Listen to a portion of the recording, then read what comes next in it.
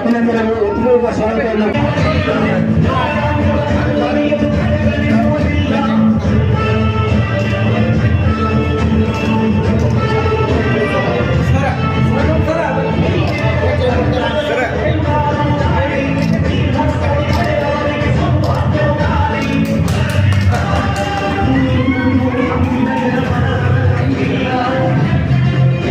पंचायत राज इलाके जिला पंचायत बागलकोटे तालूಕು पंचायत ಹೊಸಹಳ್ಳಿ ಇವರುಗಳ ಸಂಯುಕ್ತ ಆಶ್ರಯದಲ್ಲಿ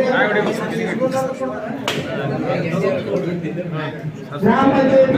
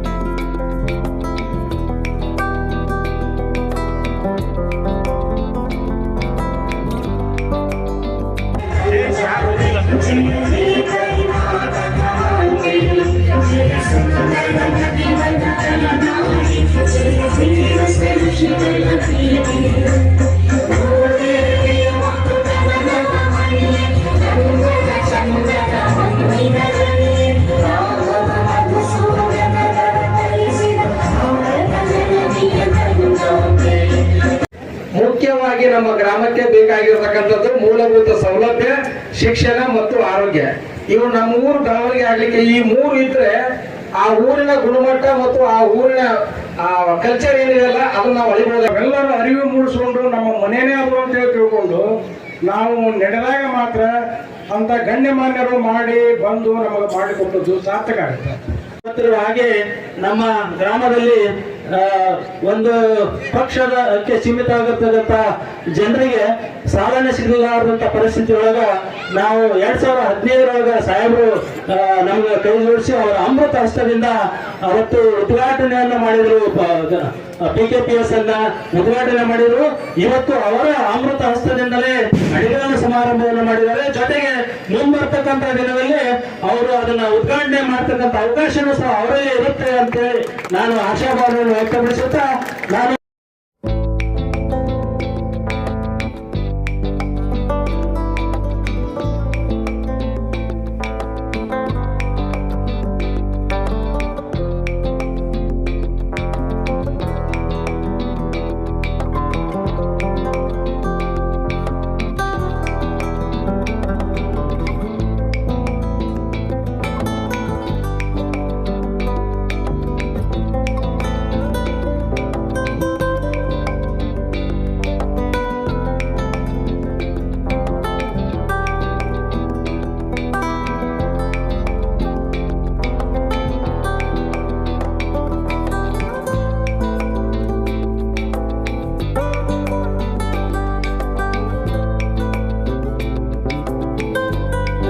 ನಮ್ಮ ಜನಪ್ರಿಯ ಶಾಸಕರಾಗಿರ್ತಕ್ಕಂಥ ಸನ್ಮಾನ್ಯ ಶ್ರೀ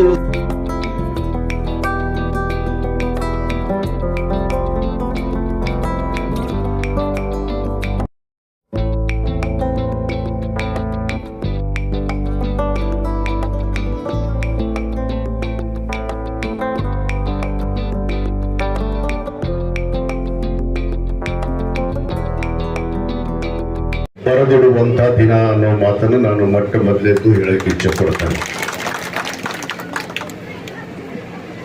ನಮ್ಮ ಪಂಚಾಯತ್ ಅಭಿವೃದ್ಧಿ ಅಧಿಕಾರಿ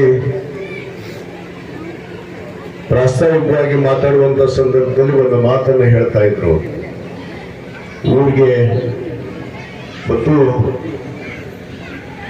ಒಂದು ಊರು ಸ್ವಚ್ಛ ಆಗಬೇಕು ಅಂದ್ರೆ ಗ್ರಾಮ ಪಂಚಾಯಿತಿಯ ಪಾತ್ರ ಬಹಳಷ್ಟು ಮುಖ್ಯವಾಗಿರುತ್ತದೆ. ಅಲ್ಲಿ ಗ್ರಾಮ ಪಂಚಾಯತಿ ಬೇಕು, ಶಿಕ್ಷಣ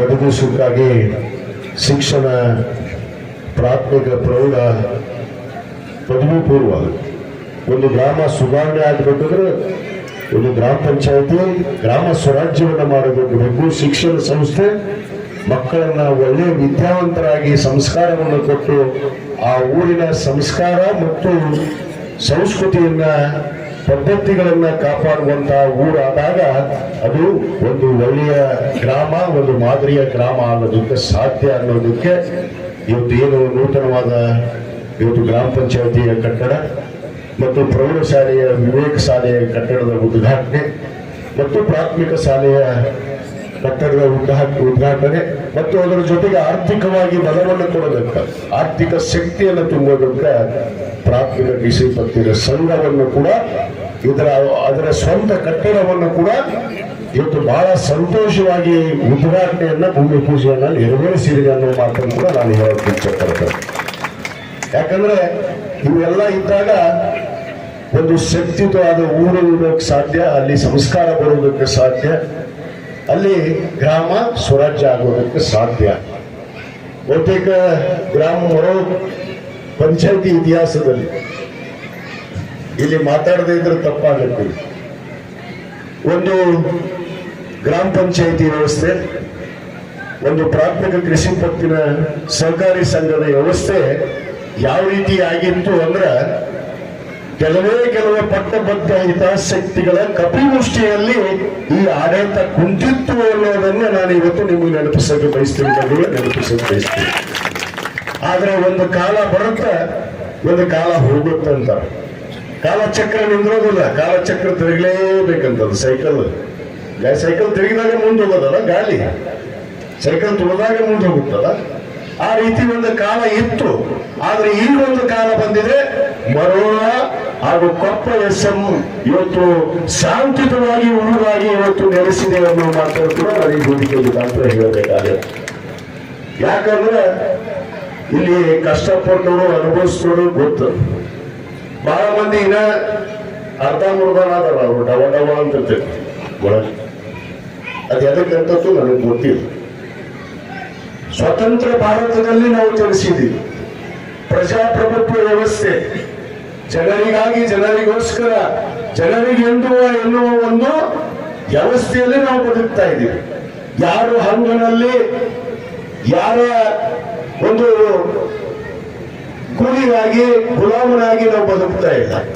ಸ್ವತಂತ್ರ ಭಾರತದಲ್ಲಿ ನಾವು ಸ್ವಾತಂತ್ರ್ಯದಿಂದ ಪ್ರಜಾಪ್ರಭುತ್ವ ವ್ಯವಸ್ಥೆಯಲ್ಲಿ ಜನರಿಗಾಗಿ ಜನರಿಗೋಸ್ಕರ ಜನರಿಗೆಂಬುವ ಎನ್ನುವ ಒಂದು ಸ್ವಾತಂತ್ರ್ಯದಲ್ಲಿ ನಾವು ಜೀವನ ಮಾಡುವಾಗ ಯಾರ ಅಪ್ಪಗರ ಅನ್ಸಿದ್ರೆ ನಮಗೆ ನಿಜವಾದ ಗಣಮಕ್ಕಳು ಅಂತಾರೋ ಅನ್ನೋದನ್ನ ನೀವೆಲ್ಲರೂ ವಿಚಾರ ಮಾಡಬೇಕಾಗಿದೆ ಅನ್ನೋ ಮಾತ್ರ ನಾನು ಹೇಳಕ್ಕೆ ಇಚ್ಛೆ ಪಡ್ತೀನಿ. ಯಾಕಂದ್ರೆ ಪಂಚಾಯತಿ ಕತಿನೇ ಬೇರೆ ಇತ್ತಿಲ್ಲ, ಸೊಸೈಟಿ ಕತಿನೇ ಬೇರೆ ಇತ್ತು. ನಮ್ಮ ಮೈಮೂರು ಹೇಳಿದ ಅವನೀಗ ಮತ್ತು ಶಾಲಿನೂ ಹಂಗೆ ಇತ್ತು. ಅವ್ರು ಶಾಲೆ ಏನು ನಡೆದ್ರು ಬಂತು ಬಿಟ್ರು ಬಂತು, ಹೇಳೋರಿಲ್ಲ, ಅಲ್ಲಿ ಅಧ್ಯಕ್ಷ ಇಲ್ಲ, ಯಾವನೋ ಅಧ್ಯಕ್ಷ, ಯಾವನೋ ಪಂಚಾಯತಿ ಅಧ್ಯಕ್ಷ, ಯಾವನೋ ಸೊಸೈಟಿ ಅಧ್ಯಕ್ಷ. ಇದಕ್ಕೂ ಇನ್ನೂ ತರ ಒಂದು ಸೊಸೈಟಿ ಐತಿಲ್ಲ. ಮರವ ಕೊಪ್ಪಕ್ಕೆ ಹೊಸ ಒಂದು ಸೊಸೈಟಿ ನಾನೇ ಮಾಡಿಕೊಟ್ಟೆ. ಇದೀ ಮೈಗೂರು ಹೇಳಿದ ಹೊಸ ಸೊಸೈಟಿ ಮಾಡಿಂದ 2 ಸರಿ ಇವತ್ತು ಸಾಲ ಮನ್ನಾ ಆಯಿತು ಸರ್ಕಾರದ್ದು. ಇವತ್ತು ಅದರ ಲಾಭ ಪಡೆದವರು ಯಾರು? ಸಾಮಾನ್ಯ ಒಬ್ಬ ರೈತರಿಗೆ ಇವತ್ತು ಆ ಸಾಲ ಮನ್ನಾ ಮಾಡಿದ್ದು ಅರಿವು ಆ ರೈತರಿಗೆ ಗೊತ್ತು. ಆದ್ರೆ ಇನ್ನೊಂದು ಸೊಸೈಟಿ ಐತಲ್ಲಪ್ಪ, ಎಷ್ಟು ಮಂದಿಗೆ ಲಾಭ ಆಗೈತಿ, ಎಷ್ಟು ರೈತರಿಗೆ ಸಾಲ ಮನ್ನಾ ಆಗ್ಯಾವ, ಒಂದು ಪಟ್ಟಿ ತಗೊಂಡು ಕೊಡ್ರಪ್ಪ ಪುಣ್ಯಾತ್ಮರು ನೋಡ್ತೀನ. ಒಂದು ಸಾಲ ಮನ್ನಾ ಇಲ್ಲ. ಅಲ್ಲಿ ಲಿಮಿಟೆಡ್ ಕಂಪನಿ ಅದು, ಅವರ ಕುಟುಂಬದ ಸದಸ್ಯರು ಅವ್ರ ಮನೆಯವರ ಬಿಟ್ಟರೆ ಹೊರಗೆ ಯಾರ್ಯಾರು ಇಲ್ರಿ. ಅವರ ಕಾಯಂ ಅಧ್ಯಕ್ಷರು ಊಟ ಪಡ್ಕೊಂಡು ಕೂತ್ಕೊಂಡ್ರಲ್ಲ, ಅವರ ಕಾಯಂ ಅಧ್ಯಕ್ಷ ಹಾಕ್ತಾರ, ಅವ್ರ ಕೆಳಗ ಮನೆಯಾಗ ಆಡಾಡ್ತ. ಆ ವ್ಯವಸ್ಥೆಯನ್ನು ತಪ್ಪಿಸ್ಬೇಕು ಅಂತೇಳಿ ನಾನು ಅದನ್ನು ಪ್ರಯತ್ನ ಮಾಡಿದೆ. ಆದ್ರೆ ಅನಿವಾರ್ಯ ಕಾರಣದಿಂದ ಆ ವ್ಯವಸ್ಥೆ ತಪ್ಪಿಸೋಕ್ಕಾಗಲಿಲ್ಲ. ಆದ್ರೆ ಅದಕ್ಕೂ ಒಂದು ಕಾಲ ಬರುತ್ತೆ ಅನ್ನೋದನ್ನ ಇವತ್ತು ನಾನು ನೆನಪಿಸಿ ಹೋಗ್ತೀನಿ ಅನ್ನೋ ಮಾತನ್ನು ನಾನು ಇವತ್ತು ಹೇಳಕ್ಕೆ ಇಚ್ಛೆ ಪಡ್ತೇನೆ. ಅದಕ್ಕೊಂದು ಕಾಲ ಬರುತ್ತೆ. ಯಾವುದಕ್ಕೂ ಕಾಲಕ್ಕೆ ಯಾರು ಮಿಕ್ಕಿ ಅಲ್ಲ, ಯಾರು ಶಾಶ್ವತ ಅಲ್ಲ, ನಾನು ಶಾಶ್ವತ ಅಲ್ಲ. ಒಂದು ದಿವಸ ಎಲ್ಲರೂ ಕಟಿ ಮುಗಿಲೇಬೇಕು. ಬಹಳ ಮಂದಿ ಇದು ರಾಜ್ಯದಾಗ ಈ ದೇಶದಾಗ ಆಳಿ ಅರಸನಾಗಿ ನೇಮಕ ಮಾಡಿದವರು ಎಲ್ಲರೂ ಎಲ್ಲೇ ಹೋಗ್ಯಾರ ಅನ್ನೋದು ನನಗೆ ಗೊತ್ತೈತಿ, ನಾನು ನೋಡಿ. ಆದ್ರೆ ಉರಿಯೋದು ಉಪಯೋಗ ಉರಿಬಾರ್ದು. ಉರಿದ್ರೆ ಏನಾಗತ್ತೆ ಅನ್ನೋದು ಪರಿಸ್ಥಿತಿ ಈಗ ನೋಡಾಕತ್ತೀವಿ, ನೀವು ನೋಡಾಕತ್ತೀವಿ. ಕೆಲವಷ್ಟು ಮಂದಿ ಬಹಳ ಸಂತೋಷ ಇರುತ್ತೆ, ಕೆಲವಷ್ಟು ಮಂದಿ ದುಃಖ ಆಗುತ್ತೆ, ಕೆಲವಷ್ಟು ಮಂದಿ ಹೆದರಿಕೆ ಇರುತ್ತೆ. ನಾ ಏನು ಮಾಡಕ್ಕಾಗಲ್ಲ, ಅವರವರ ಭಾವಕ್ಕೆ ಅವರವರ ಪದ್ಧತಿಗೆ ಹೇಳಿ ಬಾಂಧವರು ಅನ್ನ ಬಸವಣ್ಣವರು ಹೇಳಿಬಿಟ್ರ.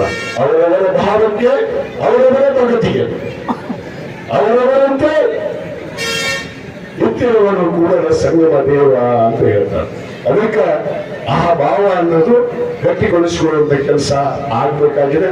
ಆ ಕೆಲಸವನ್ನ ನಮ್ಮ ಮರಳು ಹಾಗೂ ಕೊಪ್ಪ ಯೋಜನೆ ಗ್ರಾಮದವರು ಮಾಡ್ತೀವಿ ಅನ್ನೋದನ್ನ ಒಂದು ಹೆಮ್ಮೆಯಿಂದ ಈ ಸಂದರ್ಭದಲ್ಲಿ ನನ್ನ ಅನಿಸಿಕೆಗಳನ್ನ ಹೇಳ್ತಾ, ಇವತ್ತೇನು 4 ಕಾರ್ಯವನ್ನು ನಾವು ಇವತ್ತು ಬಹಳ ಭೂಮಿ ಪೂಜೆ, ಕಟ್ಟಡ ಉದ್ಘಾಟನೆ. ಇವತ್ತು ನಮ್ಮ ಗ್ರಾಮ ಪಂಚಾಯತಿ ನೋಡ್ರಿ ಎಷ್ಟು ಸೊಗಸಾಗಿ ಒಂದು ಗ್ರಾಮ ಪಂಚಾಯತಿ.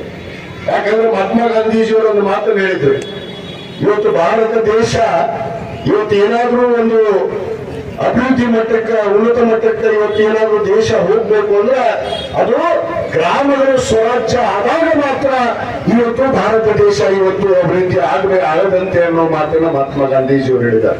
ಕೂಲಿ ಕಾರ್ಮಿಕರಿಗೆ ಇದೀನಿ, ತಮಗೆ ಗೊತ್ತಿಲ್ಲ ಇವತ್ತು ಮಹಾತ್ಮ ಗಾಂಧಿ ಉದ್ಯೋಗ ಖಾತ್ರಿ ಯೋಜನೆಯಲ್ಲಿ ಎಷ್ಟು ಜನಕ್ಕೆ ಇವತ್ತು ನ್ಯಾಯ ಸಿಗುತ್ತೆ. ಪಾಪ ಅವರಿಗೆ ಉಣ್ಣಾಕ ದುಡಿಯಾಕ ಕೂಲಿ ಇರಲಿ.